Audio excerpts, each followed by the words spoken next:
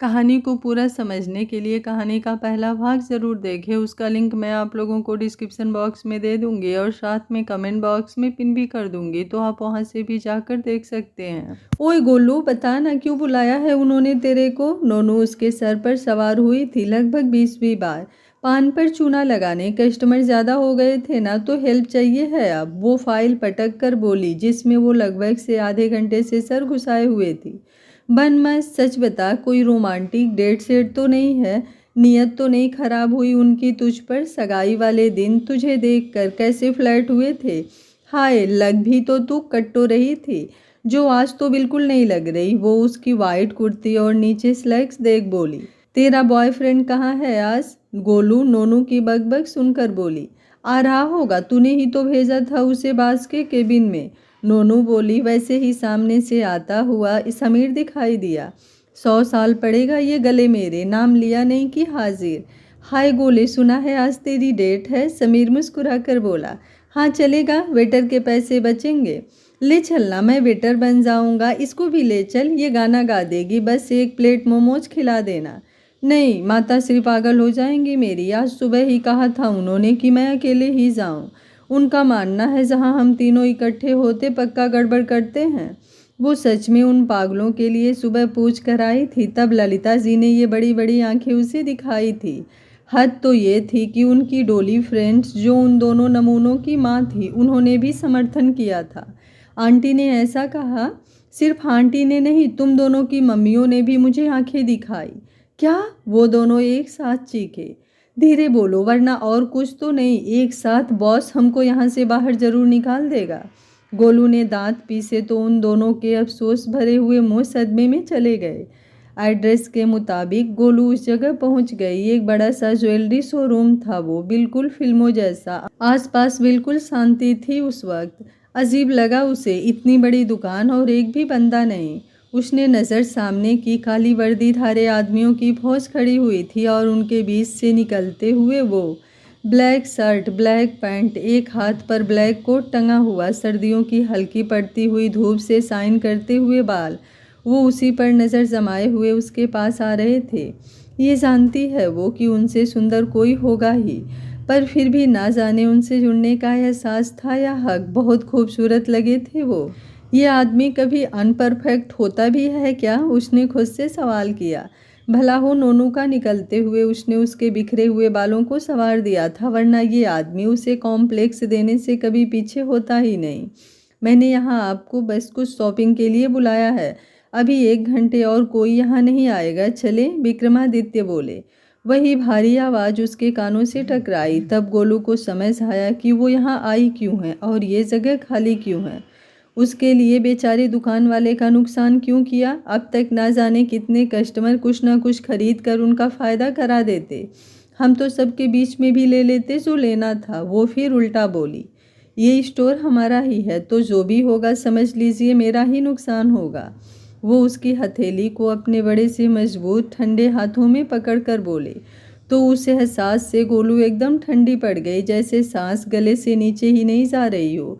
मुंह लाल हो उठा। आइए, विक्रमादित्य हौले से अपनी तरफ कर अंदर की तरफ बढ़े। उसके लिए इतना ही काफ़ी था। अगर कहीं ज़्यादा ताकत लगाकर वो खींचते तो वो पक्का मुंह के बल गिर जाती। एक से एक सुंदर पर बहुत एलिगेंट सी ज्वेलरी उनके आगे थी, जिसमें गोलू को ए और बी घंटा समझ नहीं आ रहा था। ऊपर से वो उसका हाथ और पकड़े बैठे थे, मतलब सांसें खींच खींच कर ले रही थी वो। मिस्टर रंधावा, गोलू धीरे से सामने खड़े सेल्समैन के जाते ही बोली। वो तुरंत नज़र उसकी तरफ करके बोले, लो सोने पर सुहागा, हद है इस आदमी की। एक तो इतना करीब बैठा है, ऊपर से देख भी रहा है। अब अचानक उसमें गोलू की आत्मा घुसी। मेरा हाथ छोड़िए, मुझे सांस नहीं आ रही, और थोड़ा कम देखिए मुझे। इतनी भी सुंदर नहीं हूँ मैं। सगाई हो गई मेरी आपसे, और मेरी माँ वैसे भी कहती है कि आप राजकुमार हो, तो छोड़कर भागने का सोचूंगी भी तो आपका तो पता नहीं, मेरी माँ ही मेरे पैर तोड़ हॉस्पिटल का बिल बढ़वा देगी। गोलू जो मुंह में आया वो बक कर अपनी फूहड़ जबान का परिचय दे चुकी थी। सगाई के बाद अब मैं आपका हाथ पकड़ सकता हूँ ना मिस शर्मा? इतना हक तो मिल ही जाता है। बाकी इसके आगे आप टेंशन ना लें, शादी के बाद ही मैं। 1 मिनट, क्या शादी के बाद? मतलब समझते हैं आप? 1 हफ्ता मिस्टर रंधावा, 1 हफ्ता नहीं हुआ आपको मुझे मिले हुए। आपने मेरे माँ बाप सबको हथिया लिया। अब चाहते हैं कि अगले महीने जो हमारी शादी अगले महीने ही है ना? वो ही डेट आपके पापा ने मेरे पापा को बताई है ना? वो कन्फर्म करते हुए बोली।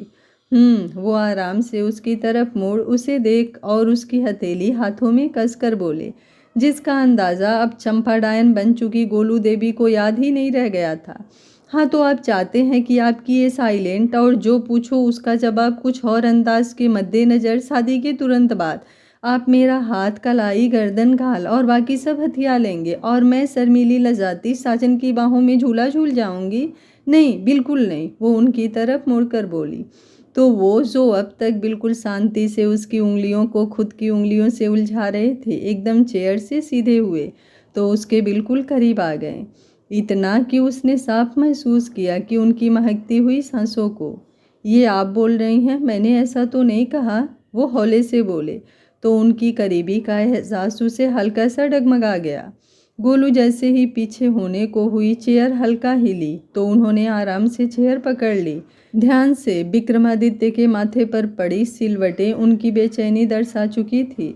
अब मेरा हाथ छोड़िए, नॉर्मल सेट आप फिक्स कीजिए और इनकी कलाई का नाप ले लीजिए। वो मुड़कर दोबारा आते हुए सेल्समैन की तरफ देखकर बोले तो उसने तुरंत सर हिला दिया। बात फिर गोल हुई। आप मेरी बात का जवाब क्यों नहीं देते कभी सीधा सीधा? आप ये बात आज मुझे बता ही दीजिए। सर, सेल्समैन दोबारा कुछ पूछने के लिए आया। क्या पूछना है? तुम मुझसे पूछो, इनसे नहीं, गोलू तुरंत पलट कर बोली। वो ये सर ने सेट स्पेशल कहा था वो दिखाना है। वो सामने वाइट पर्ल लगे हुए बेहद खूबसूरत नेकलेस को रख कर बोला। जो सर ने कहा है वो सब पैक कर दो, अब इन्हें कुछ मत दिखाना, बस पैक करके भेज देना। वो उसे तुरंत टरका कर दोबारा उनकी तरफ मुड़े। हाँ, तो बोलिए मिस्टर रंधावा, आपको मेरी ही बात का जवाब नहीं देना होता है ना? मैं सच कहती हूँ, भाग जाऊंगी शादी के मंडप से। कहाँ? वो आराम से चलते हुए बोले, उसका हाथ पकड़े हुए। कहीं भी, जैसे मुझे अभी कोई जगह याद नहीं आ रही, और अगर भाग नहीं पाई तो तो वो उसे अब तक स्टोर में बने हुए एक खास बैठने की जगह में ले आए थे, जहाँ खास हीरों की डील हुआ करती थी। तो मैंने सोच लिया है, शादी करके आपसे अपने मायके में ही रहूंगी। आपके साथ रो रो कर अपनी आंखें फोड़कर नहीं जाऊंगी, पापा के पास ही रहूंगी। वो बेहद सोचकर कुछ यूं मासूमियत से बोली कि सामने खड़े उस लंबे चौड़े वजूद का दिल धड़क उठा। हाइट ठीक थी गोलू की, पर खुद के सामने उन्हें खुद वो छोटी सी पागल सिरफिरी लगती थी। पर कुछ बातों का जवाब सिर्फ उनके पास था, जो शायद वो किसी को अभी देना ही नहीं चाहते थे। आपको जो करना है कर लेना, बस हमारी शादी के बाद ही करना मिस शर्मा। मैंने कहा था ना आपसे कि सिर्फ मेरा नाम मैं आपके नाम के साथ देखना चाहूँगा। आप बस बन जाना मिसेज अलकनंदा विक्रमादित्य रंधावा, बाकी जो आप कहेंगी वही होगा। वो इस कदर गहराई से बोले कि गोलू ने पलकें उठा उनकी तरफ देखा। उनकी शांत सी गहरी आंखों में सिर्फ उसका अक्स नजर आ रहा था अभी उसे। गोलू ज़्यादा तो अपनी धुन में सोचती नहीं थी, पर कभी ख्याल सा आता तो बस इतना आता कि इस कदर उसे स्पेशल फील क्यों होता है उसे उनके साथ। क्या बात है उसमें जो यूं वो उसे मिल रहे हैं। रियल में राजकुमारों की कहानियाँ नहीं होती, ये वो बचपन में ही समझ चुकी थी। तो फिर ये कहाँ से हुआ और कैसे हुआ? पर वो समझ कहाँ पा रही थी। राजकुमार नहीं होते, परियों की कहानियाँ भी नहीं होती रियल में, पर कहते हैं ना, इश्क, प्यार, मोहब्बतें वो तो होती हैं ना। भले ही उनका असर अब कहीं नहीं दिखाई देता, पर होता तो है। और उसकी ज़िंदगी में किस हद तक है इसका अंदाज़ा उसे अभी हो ही कहाँ पाया था। गोलू सुबह से भन्नाई सी घूम रही थी, कारण वही लौह पुरुष जो उसकी ज़िंदगी में नए नए एडवेंचर भर रहा था, उसकी माँ की बुद्धि को एकदम साफ करके वहाँ अपना दिमाग फिट करके। मतलब हद है, वो 25 किलो का लहंगा जिसे पहनकर वो बैठ भी नहीं सकती थी, उसे पहनकर उसे रिंगा रिंगा रोजेज खेलने के लिए बोल रही थी।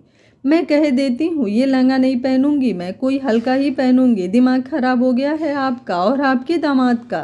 टांगे तोड़ दूंगी मैं तुम्हारी गोलू। जब वो हमारे दिए कपड़े पहन सकते हैं तो तू उनके यहाँ से आया हुआ लहंगा क्यों नहीं पहन सकती?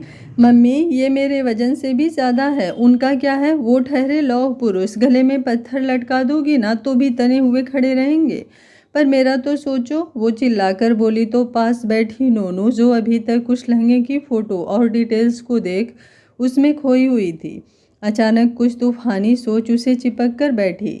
दिमाग हिल गया है तुम्हारा नोनू? समीर नहीं हूँ मैं, थोड़ा डिस्टेंस बनाओ वरना मुंह तोड़ दूंगी मैं तुम्हारा।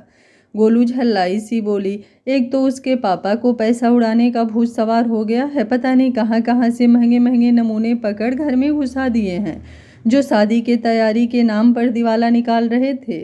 वैसे गोलू, एक बात बता, जिन्हें तू लौह पुरुष कहती है वो कम से कम कितने वजन के होंगे? क्यों, उन्हें उठाकर मैराथन दौड़ना है तुम्हें?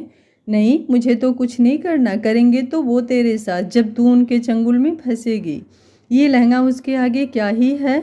नोनू इठलाकर बोली। तो पहले तो उसे कुछ समझ नहीं आया, और जब आया तो उसने आंखें फाड़कर उसे देखा। शर्म नहीं आती तुझे? हर वक्त सुई एक ही जगह पर अटकी रहती है। मतलब क्या है तेरा जो तू समझ रही है? सोच गोले सोच, अभी तो हाथ पकड़ा है, कल को क्या क्या करेंगे। और तू तो वैसे भी उनके एक हाथ में टंगने वाली, तेरी क्या ही औकात होगी जब वो। एकदम चुप, मेरा जो होगा या मैं उनका क्या करूँगी ये तो बात की बात है, पर अभी के लिए मैं तेरा मुंह जरूर तोड़ सकती हूँ। ठीक है, गुस्सा मत हो, मैं तो अच्छी फ्रेंड होने के नाते बता रही थी, बाकी तू खुद ही सोच। वो उठकर बोली, फिर जाते हुए गुनगुना कर उसे और सुलगा गई। साजन, तुमसे प्यार की लड़ाई में टूट गई चूड़ियाँ कलाई में। अब उसे बर्दाश्त नहीं हुआ तो वो उठकर बाहर आई, जहाँ अभी अभी हल्दी के कपड़े और शगुन खुद रंधावा निवास गए। उसके पापा वापस आते हुए दिखाई दिए, कुछ चुप से थे वो। पापा, गोलू ने पुकारा। हाँ बेटा, वो तुरंत मुस्कुराए। किसी ने कुछ कहा आपसे क्या? वो सीधा सवाल कर बोली। दुनिया जाए भाड़ में, उसके सीधे सच्चे पापा की उदास आंखें गोलू के तन बदन में आग लगा देती थी। नहीं गोलू, कोई क्यों कहेगा, वहाँ सब बहुत अच्छे हैं, और सबसे ज़्यादा विक्रमादित्य। मेरे लिए क्या अच्छा नहीं है, क्या अच्छा है, मुझे फ़र्क नहीं पड़ता पापा, आपके लिए तो सब अच्छा है ना? हाँ बेटो, ज़्यादा ना सोचा करो, सब अच्छा है, और वैसे भी तुम खुश रहो, और क्या मुझे चाहिए? वो नम हुई आंखों से उसके सर को सहलाकर बोले। ये पुरानी घिसी पिटी बातें मुझसे ना किया करें शर्मा जी, लोग मानते होंगे कि बेटियां खुश रहें, माँ बाप को भले ही उनके ससुराल वाले पैर की जूती समझ लें। पापा, बहुओं से स्वार्थ होता है, कभी अपने बेटे की पसंद का, कभी बच्चे का, कभी काम का, या फिर लड़की सुंदर हो उसका। इसका मतलब ये तो नहीं उसके माँ बाप घास कूड़ा है। उसकी आवाज़ नम सी हुई थी। मैं कह देती हूँ, भाग जाऊंगी मैं शादी से अगर कुछ छिपाया आपने मुझसे। अरे नहीं नहीं, ऐसा थोड़ी ना कहते हैं बेटा। वो अपनी झल्ली सी बेटी की पीठ थपथपा कर बोले और नम आँखों से हंस पड़े। हंस कर ना दिखाया करिए मुझे, वो आंसू रगड़ कर बोली। लड़के के माँ बाप ने ही उन्हें सूखी रोटी खाकर और फटे कपड़े पहनकर इस स्ट्रगल से नहीं पाला होता है जिसका बिल वो फाड़ते रहते हैं। बेटियों के माँ बाप भी स्ट्रगल करते हैं। पक्का बताइए, वो सफ़ेद इमारत वाले किसी भी सदस्य ने आपसे कुछ नहीं कहा ना? नहीं गोलू, कुछ नहीं कहा, बस तुम खुश रहो। वो अब उसे खुश से लगा चुके थे। पापा, आप खुश तो मैं कहीं भी खुश हो जाऊंगी, बस आप रहना पापा।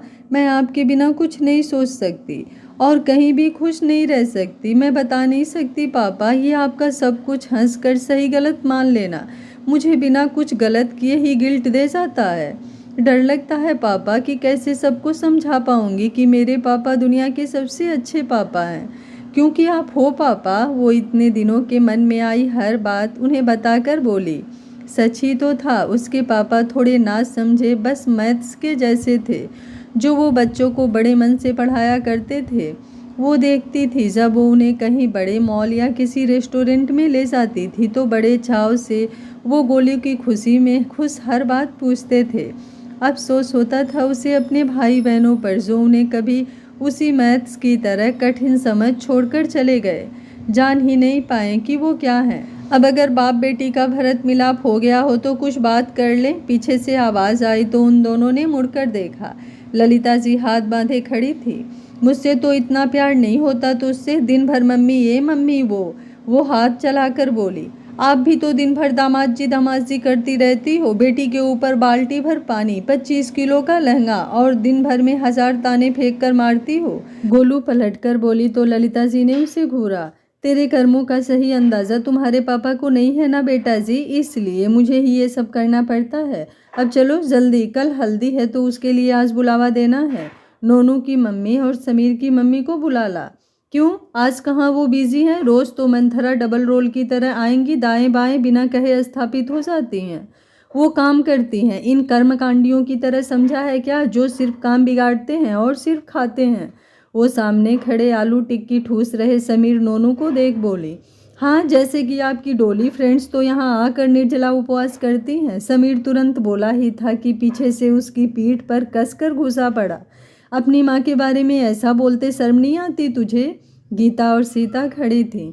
मतलब उन दोनों लव बर्ड्स की माएँ। इनके नाम वैसे ये है नहीं, पर दोस्ती की मिसाल के साथ ललिता, गीता, सीता एक जैसे नाम उनकी औलादों ने ही उन्हें दिए थे।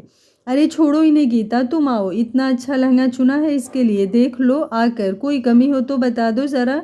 ललिता जी एक वक्त बदल जज्बात बदल फूलन देवी से फूल कुमारी बनकर बोली, अरे हाँ चलो चलो, अरे हमें आज थोड़ी देर हो, वो पिछले मोहल्ले में एकदम कड़क बुटीक वाले ब्लाउज सिलने वाली ने बुटीक खोला है, बात करके आई हूँ। ललिता 4 दिन में सब कपड़े बना देगी। गोलू का तू टेंशन ले रही थी ना? अरे एक से एक रेखा, हेमा और रीना राय वाले डिजाइन बनाती है। वो दोनों बोली तो पास खड़ी उनकी संतानों के दिमाग के स्क्रू टाइट हुए। 1 मिनट, हम शादी 2024 में कर रहे हैं, 1980 में नहीं। ये ऐसे डिज़ाइन आप लोगों ने अगर बनवा दिए तो इसका पता नहीं, मैं पक्का गड्ढा खोद उसमें खुद को दफन कर लूँगी।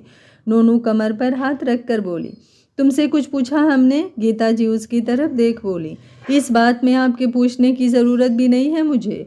गोलू जोकर बनकर फेरे नहीं लेगी, समझी मम्मी आप? मतलब वी गले ब्लाउज, पीठ पर कोई डिज़ाइन नहीं, चिपकी हुई बाजू, बालों को हाइट से 10 इंच ऊंचा पफ बनाकर, आंखों में महीन जोन काजल और फूलों वाली चटक साड़ी। नहीं, वो खुद में सोच चिल्लाई, जिसका समीर और गोलू बस चुपचाप टिक्की खाते हुए तमाशा देख रहे थे।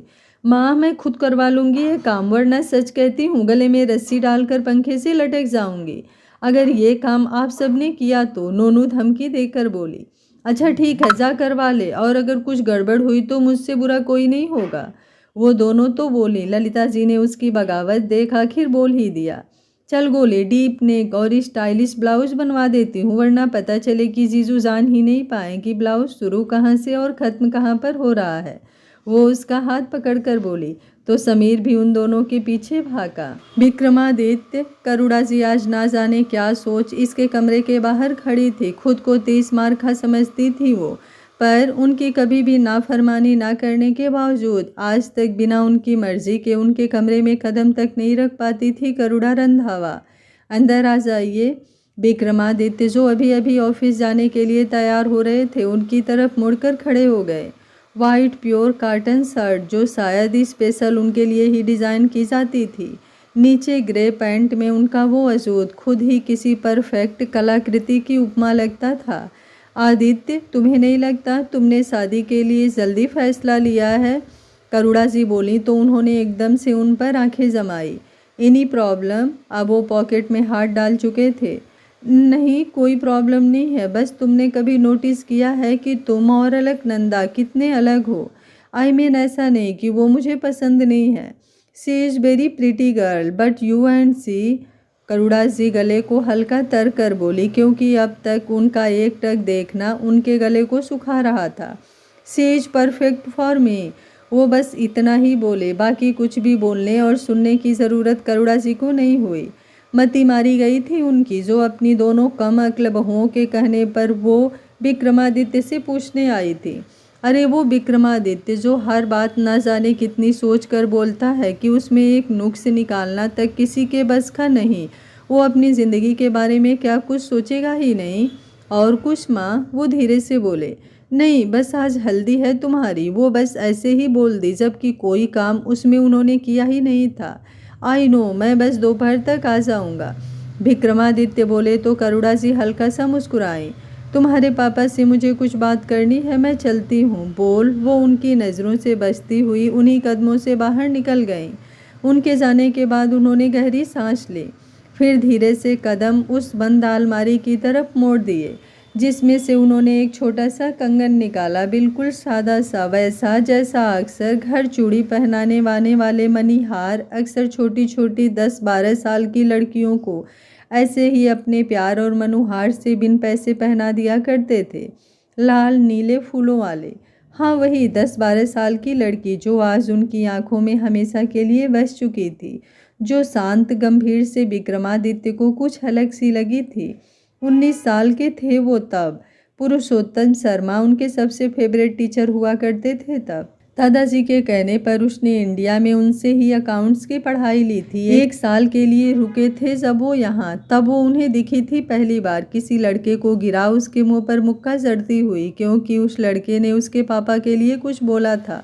अजीब लगा था उन्हें तब। कहाँ वो 19 साल के और कहाँ वो 12 साल की, पर कुछ गलत नहीं था, बस उसकी वो शरारत से भरी हुई आंखें, कुछ कर गुजरने की चाहत और सच बोलने की आदत उन्हें बहुत अच्छी लगी थी। गोलू कभी अपने पापा को टिफ़िन देने आया करती थी और कभी ड्रेस पहनकर भागती हुई, किसी मेडल के मिलने की खुशी सबसे पहले उन्हें देने की जल्दी में। सब कुछ तो याद था उन्हें उसका। तब लगा था कि बच्ची है उसका। उस उम्र में दूसरी लड़कियों से अलग होना शायद उन्हें अच्छा लगा था, वरना जिस उम्र में वो थे तब लड़कियों की लंबी लाइन थी उनके पीछे। एक से एक कपड़े, फैशन, सब कुछ था, पर मोहब्बत इन सब की मोहताज सच में नहीं होती, वरना क्या उनकी नज़र उस अल्हड़ सी अपने में रहने वाली लड़की पर टिकती। और बात यही तक नहीं, बढ़ते वक्त के साथ देश विदेश हर जगह वो गुण उन्होंने बहुत सी लड़कियों में देखने चाहे, पर उनकी पारखी नज़र किसी पर कभी टिक ही नहीं पाई। कहते हैं ना, किसी के जैसा बनना सरल नहीं है। और फिर जब वो इंडिया वापस आए तो उन्होंने उसे उन्हीं गलियों में ना जाने क्यों ढूंढा। पहली बार वो उसी जगह खड़े थे जहाँ वो अक्सर आया करते थे, और वो मिली उन्हें बिल्कुल वही रूप में, बस कुछ बड़ी तो हुई थी वो, बस बाकी उसकी आंखों की झपकियाँ भी वही थी और बेपरवाही भी बिल्कुल वही थी। उन्होंने उसे पहली बार ड्राइवर पर चिल्लाते हुए अपने घर के बाहर नहीं देखा था। वो तो ना जाने कितनी बार उसे पहले ही देख चुके थे, कभी बीच रोड मोमोज खाते हुए, कभी समीर और नोनू के साथ किसी दुकान पर जोर जोर चिल्लाते हुए, या फिर कभी राशन वाले, सब्जी वाले, मेडिकल स्टोर वाले से 1-1 रुपए के लिए लड़ते हुए। हिसाब को पक्की थी वो बचपन से, और बस उनके शांत से दिल में हलचल सी हुई। नज़रों का ठहराव कब पसंद और कब शायद मोहब्बत में बदल गया वो जान ही नहीं पाए। उसकी हर अदा से उन्हें बचपन में अट्रैक्शन सा था, और अब शायद मोहब्बत। हाँ, वही तो हुई थी उन्हें, जब वो सगाई वाले दिन उनके करीब आकर बैठी थी उस साड़ी में। एहसास हुआ था उन्हें ये तो आई ही उनके लिए थी, इसलिए उन्हें इतनी प्यारी हुई थी। दिल बेहिसाब धड़का था जैसा कभी हुआ ही नहीं, और तकलीफ भी हुई थी उन्हें बहुत, कि क्यों इतना दिन दूर रहे वो गोलू से। किसी को क्या बताए जब खुद गोलू को ही नहीं बता पाए थे कि वो क्यों जोड़ना चाहते हैं उसे खुद से। वो उसकी उंगलियों का पहला स्पर्श, वो झुमकी से छूते हुए गाल, और वो बालों में लगा लटकन। अगर बाहरी खूबसूरती होना भी ज़रूरी है तो हाँ, लगी थी वो बहुत खूबसूरत उन्हें हमेशा से। तब भी जब वो यूं ही बिखरी सी मंदिर की सीढ़ियों पर खड़ी थी, तब भी जब वो आधी रात को अतरंगी कपड़े पहने उनके ऑफिस आई थी। ना खुद को किसी की आंखों में बसाने की चाह, ना किसी के दिल में उतरने की हसरत, पर अच्छा ही तो है। वैसे भी उन्हें आदत ही कहाँ थी अपनी किसी भी चीज़ को बांटने की। फिर वो तो उनकी ज़िंदगी है, उसके ख्यालों का भी हक किसी को वो ना दें। बस एक फ़र्क उन्होंने और लिया था कि उस दिन सगाई के बाद उसे देखने के मायने उन्होंने बदले थे। बेचैनी महसूस होती है उसे छूने की उन्हें, किसी वासना के बस में नहीं, बस ऐसे ही उसके अंदर बसे हुए सुकून को महसूस करने के लिए। और ये कंगन, ये तो बस उसी लड़ाई के दौरान उसके हाथ से निकल गया था, जो तब उन्होंने उठा लिया था उसे वापस करने के लिए, पर पता नहीं क्यों कभी मौका नहीं मिला, या फिर उन्होंने मौका ढूंढा ही नहीं। वो सिर्फ उनकी अलकनंदा थी, सिर्फ उनकी। वरना उन्होंने सुना था लोगों से कि किसी को पाने की चाहत हो तो बस एक बार उसे आज़ाद ज़रूर करना। अगर आपका हुआ तो ज़रूर वापस आएगा और तब आपको उसके खोने की असुरक्षा भी खत्म हो जाएगी और जिसे लोग किस्मत कहते हैं उस बात पर यकीन भी हो जाएगा। वरना इतने सालों बाद यूँ अचानक सिर्फ एक बार उसके पापा के कहने पर शर्मा जी उसकी शादी के लिए उससे तैयार ना हो जाते। कैसे बताएं किसी को वो कि उन्हें तो उसकी हर अदा से मोहब्बत सी हो जाती है। वो जाने या ना जाने, वो माने या ना माने, गोलू उनकी है और हमेशा उनका नाम उसके साथ लिया जाएगा। इश्क की जुबान कहाँ होती है, ये तो दिलों की भाषा है। आँखों से, एहसासों से, तड़प से, यकीन से और साथ से, मोहब्बत से समझी जाती है। फिर अचानक मोबाइल की रिंगटोन की आवाज़ से वो अपने ख्यालों से बाहर आए और सामने वाले की बात सुन उस कंगन को संभाल कर रख कर वो कोट उठा बाहर निकल गए। अभी के लिए उनके रास्ते, उनकी मंजिल और उनकी ज़िंदगी सिर्फ गोलू थी, सिर्फ गोलू। वो मंगल ध्वनि, वो पवित्र माहौल और माँ बाप की हर्षोल्लास हुई आंखों को देखते हुए गोलू उनके करीब उस लाल जोड़े में सजी हुई आ बैठी। उन्होंने धीरे से पलटकर उसे देखा। छीनी सी चुनरी से दिखाई देते गजरे के फूल, कजराने नैन, होठों को छूती हुई वो नथ और हाथों में लगी हुई मेहंदी। अभी जयमाल के बाद उसने लहंगा निकाल फेरों के लिए लाल चुनरी पहन सर से वो झिलमिलाती हुई चुनरी ओढ़ रखी थी। लहंगे में तो सिर्फ रूप आता है, वो शर्म, नयापन, लाल चूड़ियों कर पीछे पड़ी हुई काली चूड़ियाँ और हल्के बिखरे हुए जूड़े के बाल जो किस कदर उसे और शोभा दे रहे थे। सच पूछो तो ये चुनरी की साड़ी सचमुच हर महंगी डिजाइनर ड्रेस से भी ज़्यादा दुल्हन को दुल्हन बना देती है। उनकी नज़र रुकी तो हट ही नहीं पाई थी उससे। और गोलू, वो कितनी भी मोहफट अनाड़ी हो, आज उनके हक में जाने के एहसास उसके मन को अलग ही लय दे रहा था। उनके भारी से वजूद के पीछे फेरे लेते हुए अपनेपन का एहसास सा होने लगा था उसे। इन पावन मंत्रों और शादी के वचनों का असर ही ऐसा है, कोई कितना भी अनजाना हो सबसे अपना सा लगने लगता है। बढ़ते हर फेरे के साथ मन एक अलग उत्साह के साथ भरता जा रहा था।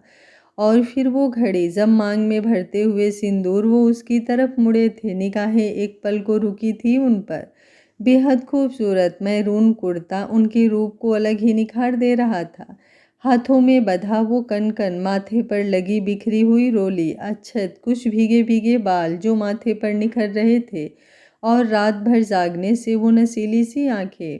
कहते हैं शादी के वक्त दुल्हन पर माता सीता का रूप चढ़ता है तो दूल्हे पर श्री राम की भी छवि आती होगी। अपनी नींद की कुर्बानी कर उसने जो एक नज़र उन्हें देख पाया था वो अभी गोलू को सबसे अनमोल लगा था। उसकी नाक पर गिरा सिंदूर और गले में बंधा वो मंगलसूत्र सिर्फ सामने खड़े शर्मा जी और ललिता जी की ही आंखों को नम नहीं कर गया था, पास बैठे उसके पति बन चुके उस वजूद की आंखें भी किसी अनकहे एहसास से आज झपकी थीं। आज से आप पति पत्नी हुए, सब बड़ों का आशीर्वाद लीजिए, पंडित जी कहते ही एक अलग ही माहौल हो गया था। और जब झुक कर सर झुकाया, सदा सौभाग्यवती रहो, यही आशीर्वाद आज उसके हिस्से आया। मन में एक अजीब सी खुशी हुई थी। वो गोलू कहीं पीछे हुई और अलकनंदा निकल कर बाहर आई।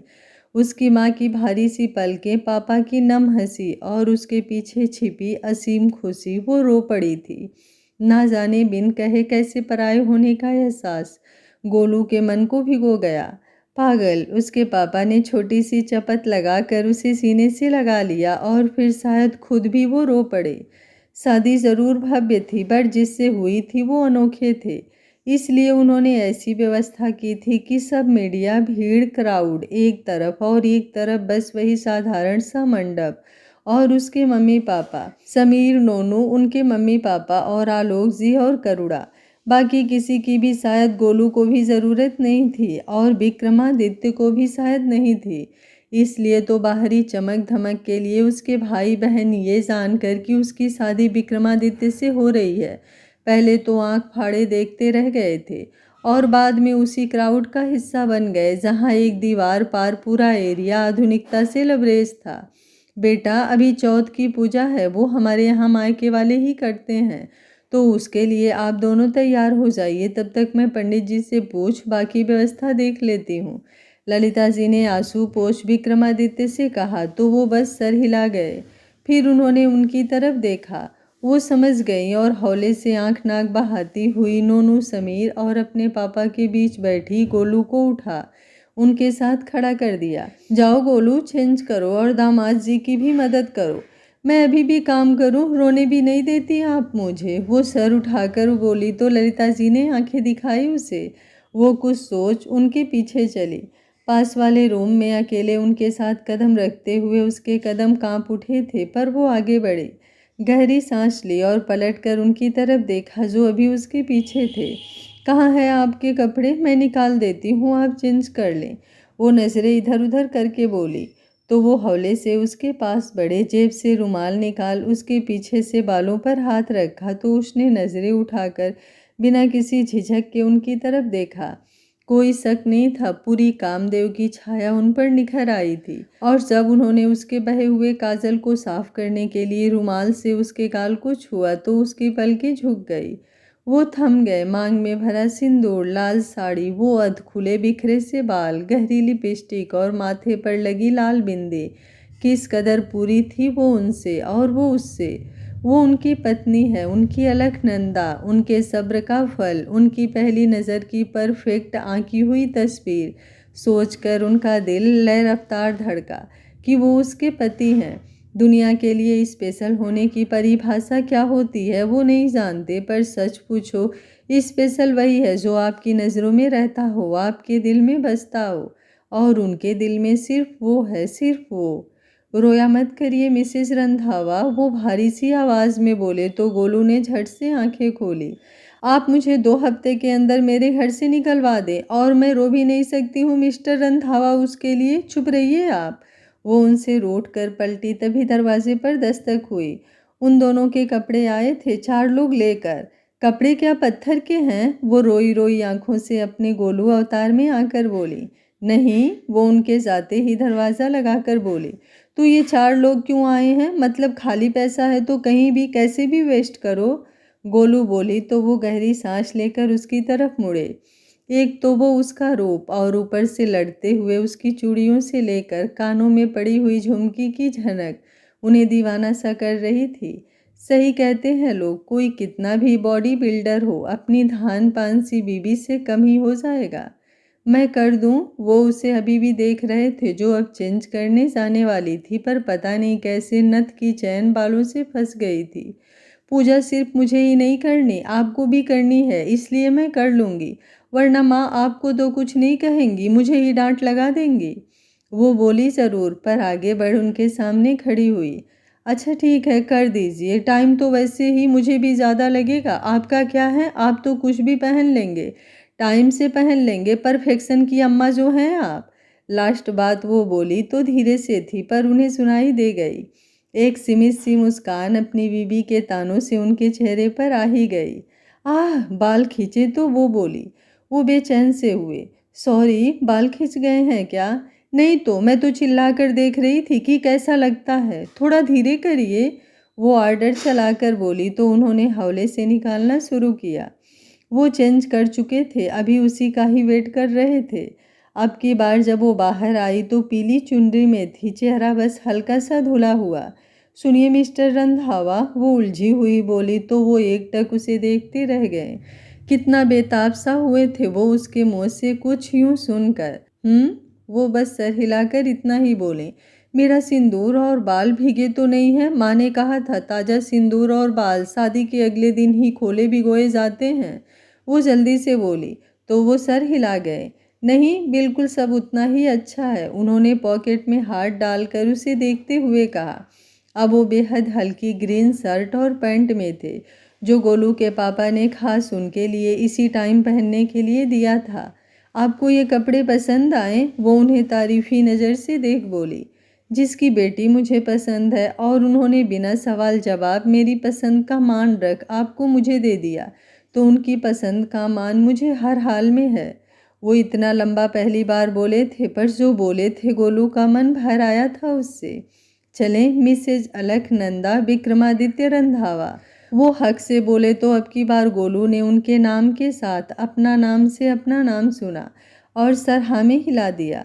तो उन्होंने हक से आगे बढ़ उसकी सरकी हुई चुनरी सर से डाल उसके माथे पर अपने होठ रख दिए। मैं यहाँ मौजूद सभी के सामने एक कानूनन इस नतीजे पर पहुँचा हूँ, मेरे पिता आलोक रंधावा से हटकर जो मैंने कमाया उसमें से 50% मैं अपनी पत्नी अलकनंदा रंधावा के नाम करता हूँ।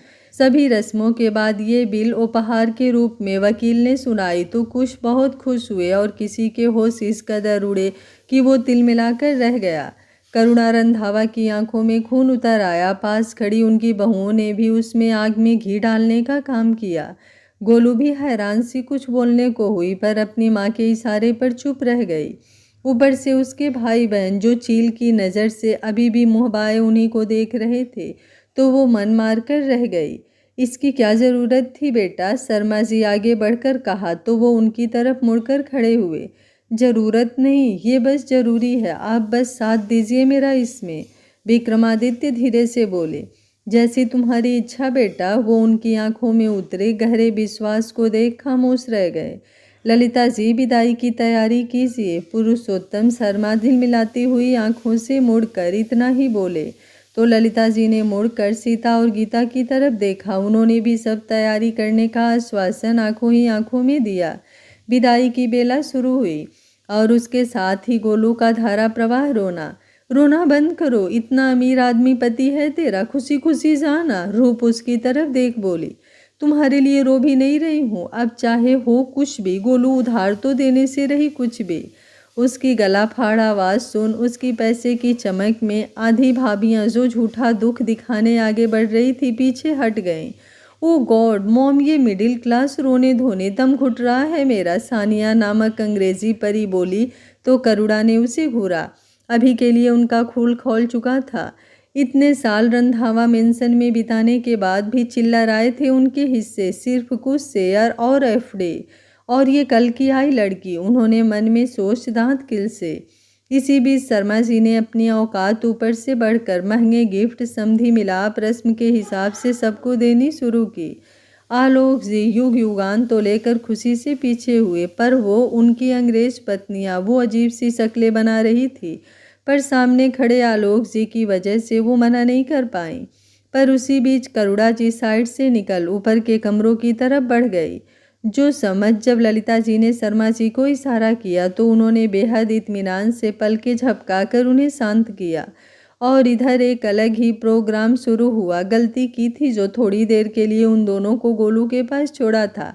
इतना मत रो, भूत बन जाएगी तू, नोनू धारा प्रवाह रोकर गोलू से बोली।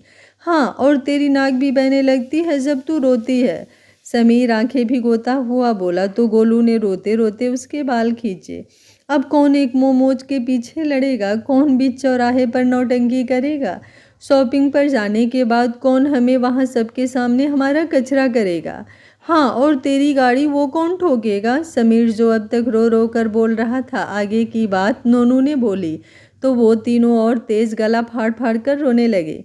मैं मर नहीं गई हूँ कमीनों जो ये सब करना बंद कर दूंगी, गोलू रोते रोते बोली। पता है, पर अब ये सब तुम कहीं अपने पति के साथ करने लगी तो हमारा क्या होगा। समीर अब वाकई गोलू के गले लगकर बोला। तो अब तक उन तीनों का ये अजीब रोना धोना विक्रमादित्य देख रहे थे। वो खामोश से थे, पर यूं गोलू से उसका लगना उन्हें कुछ अनकंफर्ट करा गया, जबकि वो जानते थे उनका रिश्ता बहुत अलग, बहुत बहुत अलग है। मेरी साड़ी में मुंह पोंछना बंद कर कमीने, रोते रोते वो तीनों अपने असली अवतार में आ गए। अच्छा, अभी से बदल गई, याद कर तूने जब मेरी नई टी शर्ट से अपनी स्कूटी साफ की थी तब मैंने कुछ नहीं कहा था। तूने ही तो कुछ नहीं कहा, तेरी इस गर्लफ्रेंड ने पूरे 1000 रुपए लिए थे मुझसे। हाँ, तू कितने मन से लाई थी वैलेंटाइन पर समीर को गिफ्ट करने के लिए, और तूने क्या किया, पोछा बना दिया उसका। नोनू भी नाक मुंह पोछ मैदान में कूदी। मेरा मुंह मत खुलवा नोनू की बच्ची, वो टी शर्ट सिर्फ 998 की थी, तूने 2 रुपए एक्स्ट्रा लिए मुझसे। हाँ, तो उस दिन जब हमने गोलगप्पे खाए थे सारे पैसे मैंने भरे थे, वापस ले लेना, ओके, गोलू तपाक से बोली। हाँ, अब तो तू ऐसा कहेगी ही, पैसे वाली हो गई है, नोनू मुंह बनाकर बोली तो गोलू ने उसे घूरा। थोड़ी देर के लिए शांति हुई। वैसे तेरे जाने के बाद एक एक पैसे के लिए कौन लड़ेगा, नोनू बोली तो एकदम वो तीनों फिर रो पड़े। अब इस ड्रामे का अंत तो होना था, तो उन तीनों की माताएं जो ज़रूरी व्यवस्था के लिए अंदर गई थी बाहर आईं, फिर उन्हें देख सदमे में चली गईं। वो तीनों एक साथ एक तरफ बैठे पागलों की तरह रो रहे थे और उनका प्राण प्यारा दामाद सामने बैठा ये आंखें झुका देने वाला प्रोग्राम देख रहा था। उन तीनों ने कमर कसी और अपनी अपनी औलादों को उठाकर उनके कान पकड़े, लेकिन घड़ियां तो बोझिल थी ही। ललिता जी के साथ साथ सीता गीता ने भी आखिर गोलू को बाहों में भर ही लिया। अब माहौल गमगीन हुआ। गोलू ने भीगी हुई आंखों से नजर घुमाई। उसके पापा कहीं नहीं थे। उसके पापा उसकी दुनिया थे। उनसे मिले बिना वो एक कदम भी आगे ना बढ़ाए। दहलीज छोड़ना तो बहुत बड़ी बात थी। नम आंखों से उसने अपने भाई बहनों को भी देखा। उन्होंने भले ही पैसे की पट्टी बांध ली हो आंखों में, पर उसे तो याद था बड़े भैया का क्रिकेट मैच, छोटे भैया की वो संतरे वाली टॉफ़ी और उसकी बहन की वो बचपन में उसे प्यार से दी गई वो सोने और जागने वाली गुड़िया। क्यों बड़े होकर बदल गए वो सब, कितने अच्छे थे वो तब। यही सोच उसकी आंखों की कड़वाहट और बढ़ी। और उसके पापा जो भले ही बीमार होने पर महंगे हॉस्पिटल में ना ले जा पाए हों, पर उनका वो कहना, गोलू बेटा चलो दवाई दिला देता हूँ, मेरी गोलू बीमार है, दिन भर कितना काम करती है, थक जाती है, और सर पर हाथ रखना सारी बीमारियों का काम कर देता था। और उसकी माँ जो डांट के खोल में हमेशा उसके लिए खड़ी रही, क्या वो जानती नहीं एक एक पैसा कितने जतन से चलाती थी वो, ताकि कभी उस पर ज़्यादा लोड ना आए। और उसके पागल दोस्त उसकी जान थे, सारे कारनामों में हमेशा साथ रहने वाले। और उनकी मम्मियाँ, वो तो कभी फर्क ही नहीं कर पाई कि कौन किसकी माँ है। वाकई सब आंखें भिगो देने वाला ही तो था। माँ पापा, वो भरे गले से बोली। हाँ वो ऊपर है बेटा, वो तुम्हारी सास को कुछ नेक देना था, उनका रह गया था तो तुम्हारे पापा देने चले गए। मैं जाती हूँ, वो सर हिलाकर बोली। मैं बुला लाती हूँ गोलू, तू रुक। नहीं माँ, मैं खुद जाऊँगी। गोलू उनके हाथ पकड़ सीढ़ियों की तरफ बढ़ी। हर बढ़ते कदम के साथ कुछ आवाज़ें उसके कदमों में तेज़ी लाने लगी। और जब वो उस कमरे में पहुँची, आप जैसे मिडिल क्लास लोग जिन्हें हराम की खाने की आदत है, उन्हें तो अच्छा ही लगेगा अपनी बेटी को आगे कर एक झटके में आधी सत्ता हथिया लिया आपने। शर्म तो आपको आती नहीं। उस दिन हल्दी वाले दिन भी आपको मैंने इतना सुनाया, पर आप तो खिलाड़ी निकले मिस्टर पुरुषोत्तम शर्मा। सब कुछ एक झटके में ले लिया। अब क्या पूरी जिंदगी सोने के चम्मच से खाना सेल्फ रिस्पेक्ट होती तो उसी दिन मेरे इतना सुनाने के बाद कब का विक्रमादित्य को मना कर देते आप शादी के लिए।